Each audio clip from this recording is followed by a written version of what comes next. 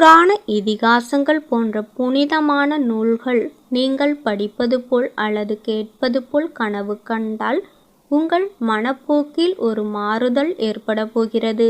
அந்த மாறுதலின் விளைவாக உங்களுடைய வெளியுலக தொடர்புகளையெல்லாம் நீங்கள் சிறிது சிறிதாக குறைத்து கொண்டே வரப்போகிறீர்கள்.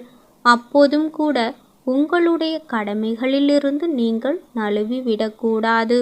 அப்படி நழுவாது இருந்தால் இறைவனுடைய திருவருள் உங்களுக்கு தோன்றா துணையாக இருந்து வழிகாட்டி கொண்டிருக்கும். புத்தகங்களை அடுக்கி வைத்து சரஸ்வதி பூஜை செய்வது போல் கனவு கண்டால் உங்களுடைய கலையில் அல்லது கைத்தொழிலில் நீங்கள் மாபெரும் வெற்றி அடைவீர்கள்.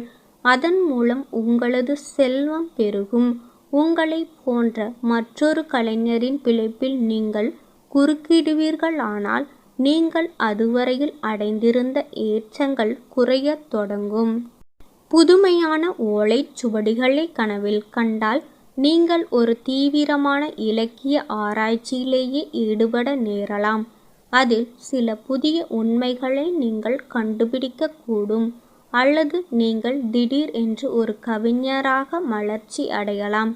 எப்படியோ உங்களுக்கு புகழ் வரப்போகிறது. அந்த புகழின் போதையில் முன்னோர்கள் எல்லாம் முட்டாள்கள் என்ற பாணியில் நீங்கள் பேசினீர்களானால் நீங்கள் அடைய வேண்டிய உயர்வை அடைய முடியாமல் ஆகிவிடலாம். நீங்கள் ஒரு புத்தக பதிப்பகத்தை கனவில் கண்டால் உங்களுக்கு படிப்பில் ஆர்வம் இருக்கிறது. ஆனால் அந்த அளவிற்கு சொந்தமாக சிந்தித்து பார்க்கும் பழக்கம் உங்களுக்கு ஏற்படவில்லை. அதனால் இலக்கியத்துறையில் புகழுக்கு உரிய படைப்பு எதையுமே உங்களால் உருவாக்க முடியவில்லை. இனிமேல் படிப்பதை குறைத்து கொண்டு சிந்தனை சக்தியை வளர்த்து கொள்ளுங்கள். பெயரும் புகழும் உங்களை தேடிக்கொண்டு வரும். கனவு சாஸ்திரத்தின்படி பிரம்ம முகூர்த்தம் என சொல்லப்படும் அதிகாலை 3 மணி முதல் 5 மணி வரையிலான நேரத்தில் காணும் கனவுகள் உடனடியாக நிஜமாகிவிடும். இந்த சமயத்தில் தெய்வீக ஆற்றல் நிறைந்திருப்பதால் நாம் நினைக்கும் அல்லது கனவில் காணும் விஷயங்கள் உடனடியாக நிஜமாகி விடுகின்றன.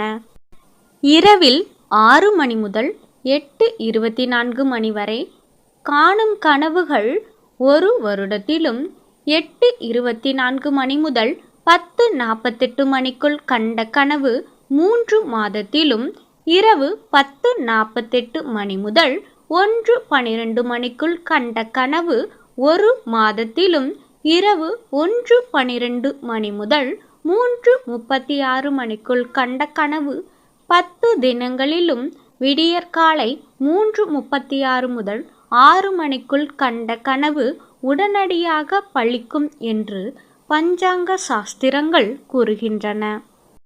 நல்ல கனவாக இருந்தால் மகிழ்ச்சி.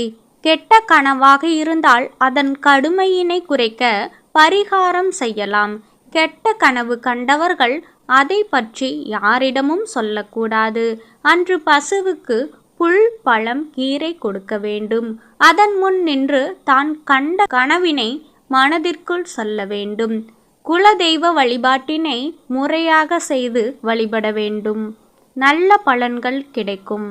கனவுகளுக்கும் நம்முடைய நிகழ்கால மற்றும் எதிர்கால வாழ்க்கைக்கும் நிறைய தொடர்பு இருக்கிறது. இவற்றில் குறிப்பிட்ட சில கனவுகள் நமக்கு வரப்போகும் பிரச்சனைகள், சிக்கல்கள், கஷ்டங்கள் ஆகியவற்றை முன்கூட்டியே உணர்த்தி நம்மை எச்சரிக்கும் அறிகுறிகளாக கருதப்படுகின்றன.